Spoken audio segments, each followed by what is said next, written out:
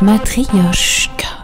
Être victime de ses victoires, prendre conscience que tout progrès, toute avancée implique qu'il y ait forcément des effets collatéraux, des effets secondaires, des effets inattendus, voire pervers. On voit en effet que nous sommes en train de balayer une certaine culture de la domination et que les nouvelles générations ne la tolèrent plus. Ok, mais comment aller plus loin pour que chacun se sente sécurisé, voire apaisé, comme on disait tout à l'heure? Boris Cyrulnik a présidé le comité des 1000 jours de l'enfant avec de nombreux experts. Et qu'est-ce qu'il nous dit? Eh bien, il nous éclaire sur nos 1000 premiers jours de vie, là où tout se structure, là où tout se dessine au niveau de nos mécanismes neurologiques. Alors comment faire dans le contexte actuel pour retrouver un sentiment de sécurité pour nous comme pour nos enfants?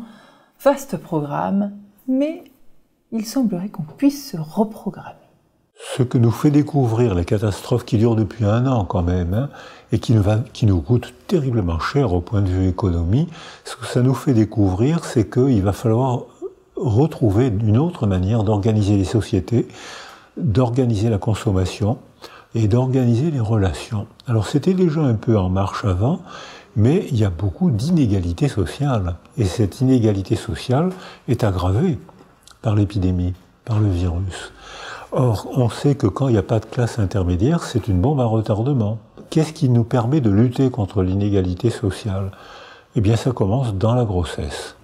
C'est-à-dire que lorsque les femmes enceintes sont sécurisées, elles deviennent sécurisantes pour le bébé qu'elles portent. Un bébé ne peut pas se développer s'il n'a pas une altérité biologique, sensorielle, affective et verbale. La science, la neuroimagerie, nous photographie et montre comment un cerveau seul, un cerveau sans altérité, s'atrophie.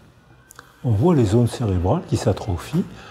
Le simple fait qu'on soit en train de parler ensemble, ça stimule mon lobe temporal. Vous vous rendez compte de la responsabilité que vous avez? Elle est merveilleuse. Qu'est-ce qui, aujourd'hui, structurellement, me protège, en fait? Qu'est-ce qui fait que je me sentirais, moi, protégée? Qu'est-ce qui me manque et qu'est-ce que j'ai en ma possession?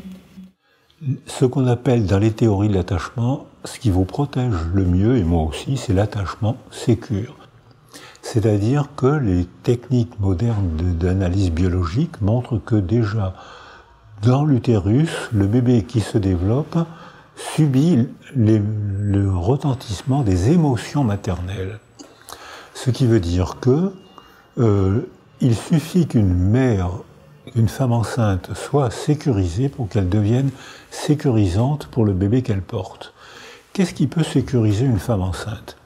Son histoire, son mari, son conjoint, sa famille et sa culture. On peut agir sur tout ce qui entoure une femme enceinte. C'est des raisonnements écosystémiques. C'est pour ça que dans mon livre, j'appelais ça psychoécologie. Parce que si cet enfant se développe mal, c'est que quelque chose s'est mal mis en place autour de cet enfant. Ça peut être, c'est d'abord, inévitablement, le corps de sa mère, puisqu'on est tous nés d'une femme. Mais cette femme elle-même, qu'est-ce qui l'a entourée? Qui a manqué? Vous avez présidé là, le comité des 1000 premiers jours de l'enfant. Quel a été l'objet justement de cette observation sur les enfants? On propose que le façonnement de l'enfant commence avant sa conception. Quand un jeune homme et une jeune femme se rencontrent, ils n'ont pas encore le projet d'enfant, mais ils créent la relation qui va mettre en route un enfant un jour ou l'autre. Eh bien, en sorte, l'articulation de leurs deux mondes psychiques organise la niche sensorielle, la première écologie, où l'enfant conçu aura à se développer. Si une jeune femme, très jeune femme de 13-14 ans, sans famille ou rejetée par sa famille, a des relations sexuelles avec un garçon de 16-18 ans, délinquant, qui prend des substances et qui n'a pas de travail, on peut prédire que la niche sensorielle ainsi organisée va offrir à l'enfant des conditions de développement difficiles. A l'inverse, si on a une jeune femme qui a appris un métier, qui elle-même s'est épanouie, qui est sécurisée par un homme qui a appris un métier et ça qui se débrouille, la niche sensorielle aura une autre forme et l'enfant qui sera conçu se développera dans une niche sensorielle stable et sécurisante. Et ça se met en place avant la conception. On peut prédire que la femme enceinte sécurisée ne va pas du tout transmettre à son enfant les mêmes hormones du stress qu'une femme insécurisée. Or, on sait qu'une femme insécurisée